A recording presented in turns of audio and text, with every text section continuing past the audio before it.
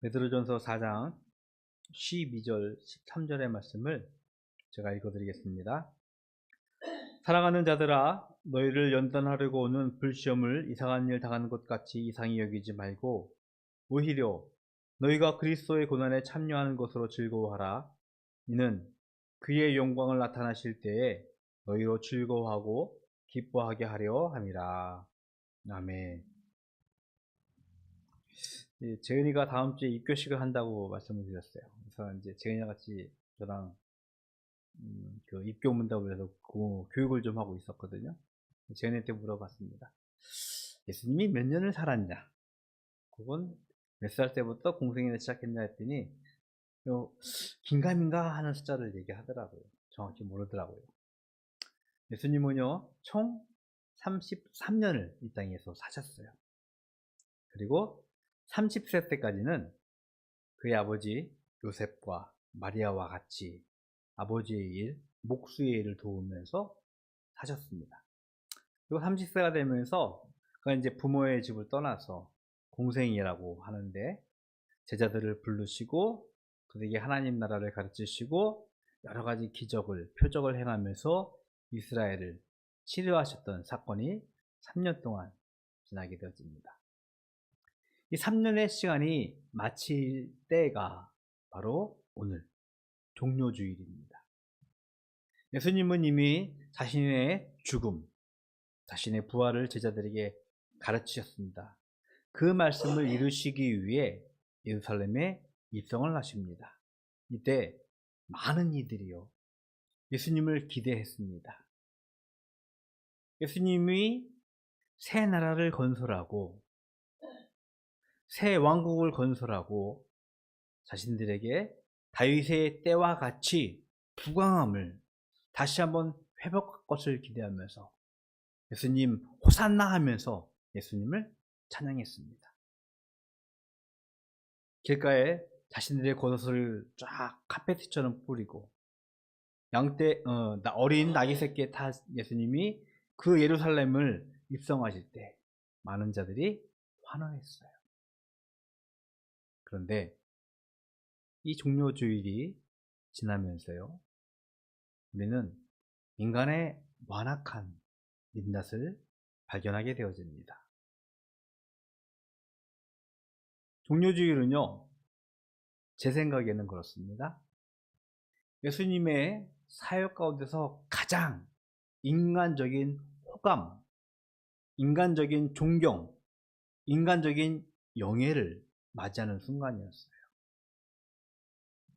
카페트처럼 겉옷을 깔았던 그 길을 종려나무가지로 흔들면서 호산나 다윗의 왕이여 찬송을 받으소서라고 많은 이들이 칭송하는 그 순간을 나귀 새끼를 타고 들어가시던 예수님의 모습,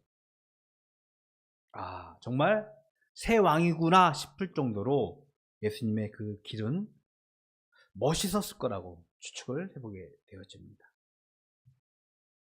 하지만 이내 예수님의 마지막 일주일은요, 종료주일이 끝난 예수님의 삶은요, 자신이 아끼던, 자신이 사랑하던 가룟 유다의 배신, 그리고 베드로의 부인 뿐만 아니라 빌라도에게 잡혀가서, 로마 총독의 빌라도에게 잡혀가서 그에게 매를 맞으며 고문을 당하며 여러 유대계 종교주와 지도들에게 조롱을 당하고 멸시를 당하며 심지어 예수님을 찬양하던 그들로부터 예수를 죽이라고, 우리는 바나바를 원한다라고 하는 멸시를 당하는 순간이 일주일째 지나지 않아서 벌어졌음을 보게 되어집니다.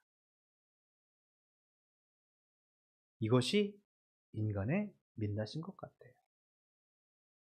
자신에게 무엇인가를 줄 것처럼 자신의 필요를 채울 것 같은 그 예수님이 그것이 아니라 희생과 섬김으로 오신 그 예수님의 모습이, 진정한 목적이 드러나게 되어지자 그들은 이내 예수님을 향해 등을 돌렸던 모습입니다.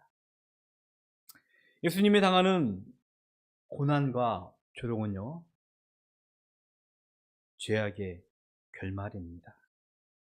인간을 지은 죄악의 민낯입니다. 수차례 말씀드렸던 것 같아요. 뭐 벌써 20년 된 영화인데 지저스 크라이스트라는 영화에서 예수님이 십자가 위에서 죽어가는 그 처참한 모습을 영화상으로 표현을 했는데, 정말로 그냥 가만히 보기만 해도 눈물이 흐를 정도로 예수님의 그 고통은, 그 아픔은 피부로 와 닿을 것 같은 영화의 장면입니다. 그런데 그 십자가의 처절함은요, 우리 죄악의, 인간 죄악의 모습이라는 것을 우리는 깨달아야 할 것입니다.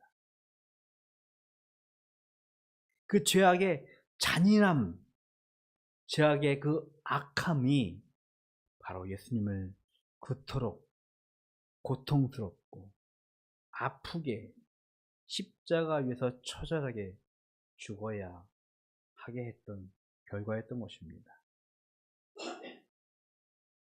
십자가의 죽음으로 우리의 그 죄악이, 그 잔인하고 처절한 죄악이 일시에 용서함을 받게 되어지지만, 우리는요, 그 참회의 아픔과 고통을 잊지 말아야 합니다. 우리는 분명 예수님의 그 십자가 위의 처절한 죽음 때문에 우리 죄악이 용서함을 받았습니다. 하지만 그 용서함에 참여하는 우리 참 회개, 참회는요, 그에 따르는 처절한 울부짖음이 반드시 동행되어야 한다는 것입니다. 신앙생활을 하다 보면 예수님을 만나게 되어지고요, 우리는 철저하게 회개할 때가 있어요. 우리 교회를 다니면서 그런 사람들 종종 보게 되어집니다. 막 눈물을 흘리면서 기도하는 사람들 보면서 왜 그래? 라고 이야기할 때 있어요. 그런데 우리가 예수님을 만나게 되어지면 우리는 우리의 민낯을 보게 되어지고요, 우리의 죄악된 모습을 보게 되어지면서 그 예수님의 십자가 앞에서 처절한 눈물을 흘릴 수밖에 없는, 고통의 시간을 가질 수밖에 없는 과정이 우리 가운데 필연적이라는 것을 반드시 기억해야 될 것 같아요. 예수님의 그 복음이 선포되는 곳에 초대교회들이 세워졌습니다. 그런데 그 초대교회도요, 예수님이 당면한 그 고난과 같은 아픔이, 고난이 박해가 있었습니다. 베드로가 이 성경을 쓸 때 보면 교회의 모습에서 교회들이 당하는 고난을 이야기하고 있습니다. 유대인들이요, 교회를 향하여서 거짓으로, 그들의 위선으로 그들을 핍박을 하게 되어집니다. 뿐만 아니라 우리가 너무나 잘 알고 있는 로마의 황실의 역사, 그들이 이 기독교를 이교도로 정죄하고 교회를 박해했던 사건들을 우리는 기억하고 있습니다. 이때의 상황이 바로 베드로가 이 편지를 쓰고 있는 교회의 상황이었습니다. 그런 교회를 향하여 베드로는 낯선 권면을 하게 되었습니다. 13절에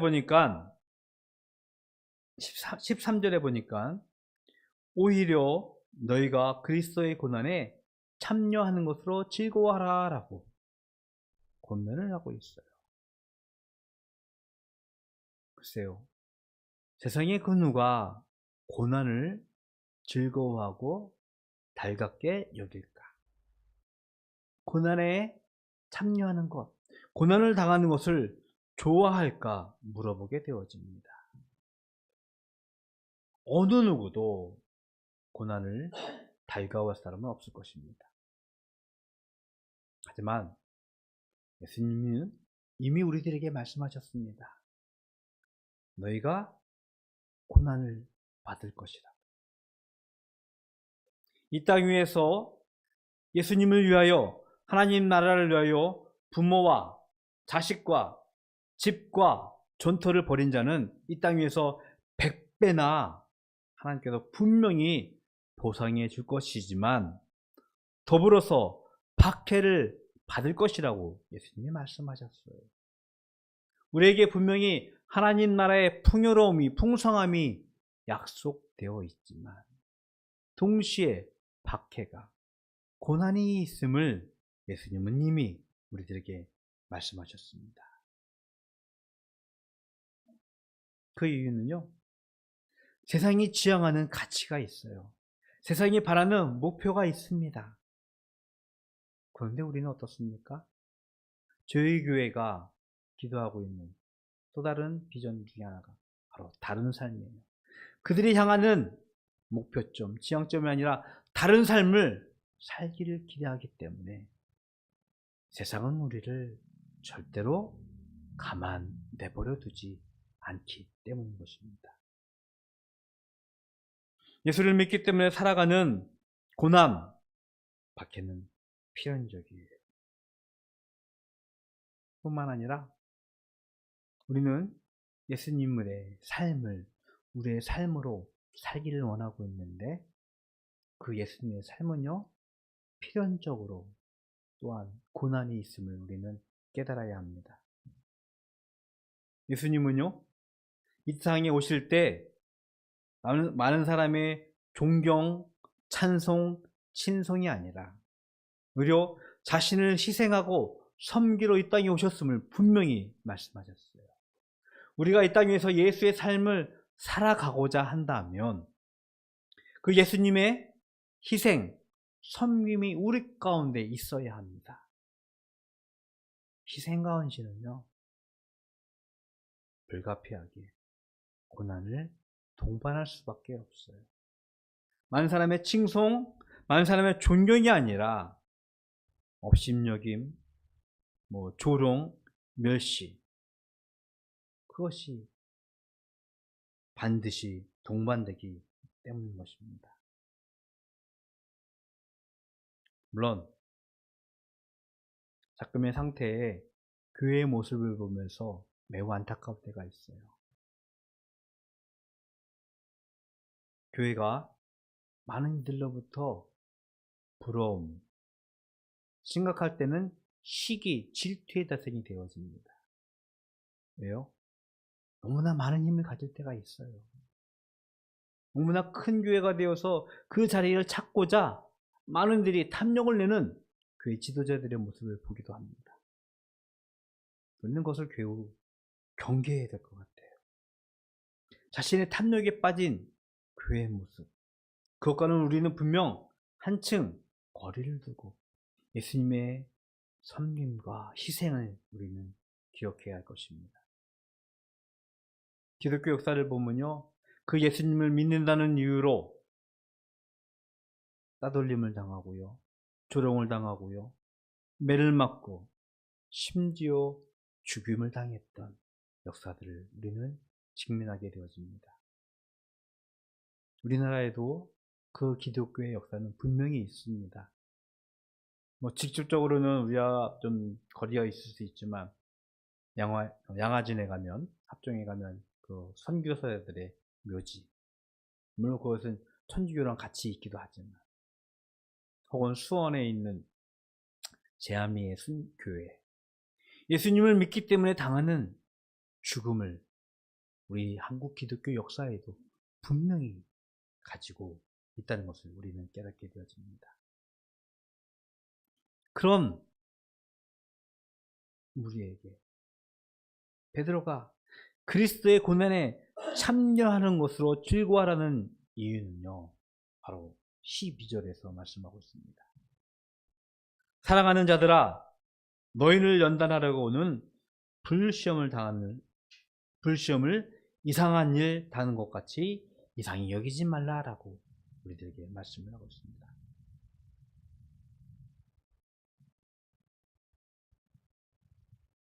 저도 좋아할 것 같아요.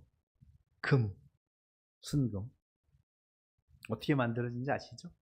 금강석을 캐낸다고 합니다. 뜨거운 풀물불 속에서 그걸 이렇게 태우면은 불순물들이 사라지고 순금이 녹는 그걸 가지고 이제 금을 만든다고 합니다. 여러분, 강철은 어떻게 만들어지는지 알아요? 강철이 철광석을 해서 그걸 어떤 막시 뜨거운 풀목불에 할 때 거기서 철이 나와가지고 그 철을 다시 한번 계속 뜨거운 물로 연단할 때 그것이 강한 철이 된다고 합니다. 순금, 강철, 뜨거운 풀무불, 연단의 그 시간이, 실현의 시간이 있을 때 비로소 의미 있고 가치 있고 존귀함을 받는, 많은 사람들부터 탐욕스러움의 대상이 될 수 있는 것으로 바뀐다는 것을 알고 있습니다. 불시험은요, 자신의 불순물을, 자신의 거짓된 것을 모두 다 태워버리는 그런 시간이라는 것입니다. 이것이 그리스도의 고난이라고 베드로는 우리들에게 말씀을 하고 있는 것입니다. 이번 한 주는 고난 주간일 것입니다. 이 고난 주간을 맞이하면서 우리가 예수님의 고난을 다시 한번 기억하는 이유는요, 그 불시험처럼 우리의 믿음을 단련하는 시간 되어지기를 주님의 이름으로 부탁을 드리겠습니다. 예수님의 육체적 고난은 이미 충분하다라고 베드로전서에서 이미 4장 1절에 보면 말씀을 하고 있습니다. 그래요. 예수님을 믿기 때문에 안타깝게 우리는 또 육체적인 고난을 받는 이들은 지금의 역사에서는 더 이상은 없는 것 같아요. 모르겠습니다. 물론 아직까지 그 이슬람이 지배하는 그런 지역에 가면은 예수님을 믿기 때문에 육체적인 핍박, 고난을 직접 받기도 하지만 지구에 있는 많은 지역에서 예수님을 믿는다는 이유로 핍박을 받는 이들은, 육체적인 고난을 받는 이들은 많이 사라진 것 같아요. 하지만 우리는 이제 베드로가 그 이후로 고백하는 것처럼 믿음으로 살아가는 우리의 삶의 현장에서 직면한 실전적인 고난들을 한번 생각해 보아야 할 것 같아요. 여러분, 예수님을 믿기 때문에, 예수님을 믿는다는 이유로 육체적 고난은 더 이상 없는 것 같지만 오히려 역으로 풍요로움과 게으름 속에서 예수님을 믿는 우리의 삶이 또 다른 그리스도의 고난을 우리는 직면하고 있지는 않는가라고 한번 생각해 봤으면 좋겠어요. 오히려 4장 3절에 보면은 음란과 정욕과 술 취함 같은 우리 내면의 모습 때문에 직면하는 우리의 고난들을 우리는 우리 스스로 가지고 있음을 우리는 깨달아야 할 것 같아요.